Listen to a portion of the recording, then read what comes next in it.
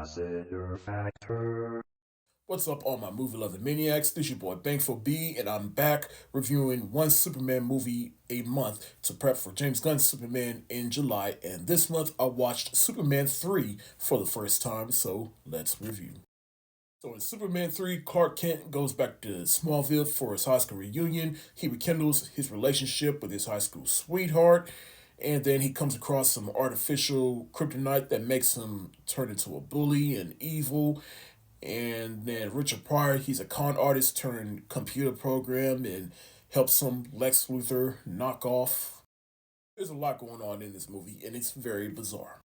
Like I said, this was a first time watch for me. I have already seen the first two Superman movies back during the pandemic for the first time, but for some reason I never got around to watching 3, 4, or even Supergirl. I don't know. I just always heard the negative general consensus around these particular group of movies, and so I just took my time getting around to them. But with James Gunn's Superman coming out in July, hey, now was the perfect time to finally sit down and watch these movies and see whether or not they're really as bad as everyone makes them out to be. And those negative reviews are valid. This was not a good movie. I walked away just not caring about this movie at all. Now, granted, maybe not as bad as the next one, and everybody says how bad the next one is, and believe me, I'll definitely be the judge of that when I finally get around to it in May. Believe that.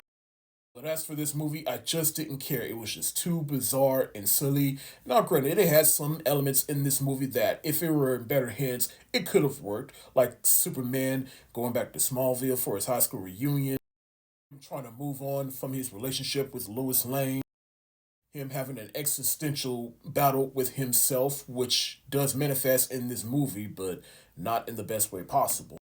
All that stuff could have worked, but the rest of the movie just didn't work.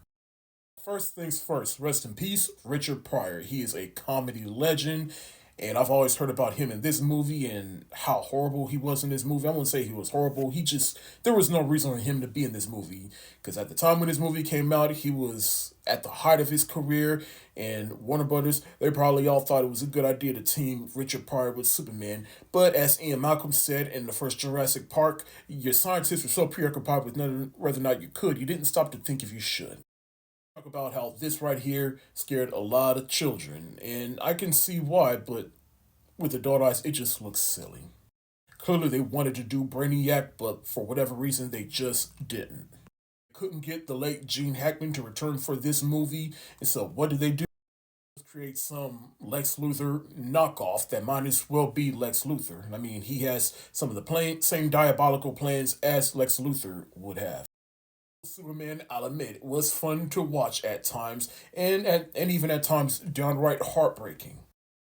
In fact, I can see how this was basically the catalyst of how we got Bullet Maguire in Spider-Man 3. I said this whole existential crisis that Superman is dealing with, it manifests in fighting himself. Even more crazy when you find out that originally they wanted to title this movie Superman versus Superman, but they didn't want to get sued by the people that made Kramer versus Kramer, so they just called it Superman 3.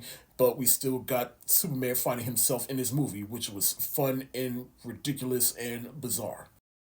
It's bizarre as watching Superman freeze a whole lake, pick it up, kid you not, he literally picks up a frozen lake and hovers it over the chemical plant that is on fire. He defrosts it so that the water will land and takes out the fire when he could have just freeze breath the fire in the first place.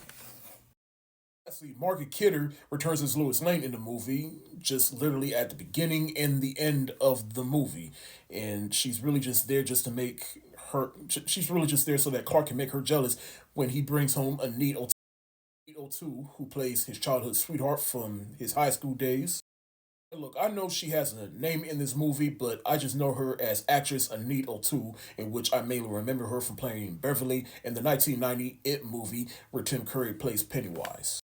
And fun fact that I didn't even know about, mainly because I never watched the Smallville TV show, is that she played Martha Kent, the adopted mother of Clark Kent on Smallville. Overall, the negative consensus around this movie is justified, and I just walked away from this movie not really caring for much that happened in it. You know what? I can see how some people that maybe grew up with this movie like it for nostalgic reasons, and that's totally fine.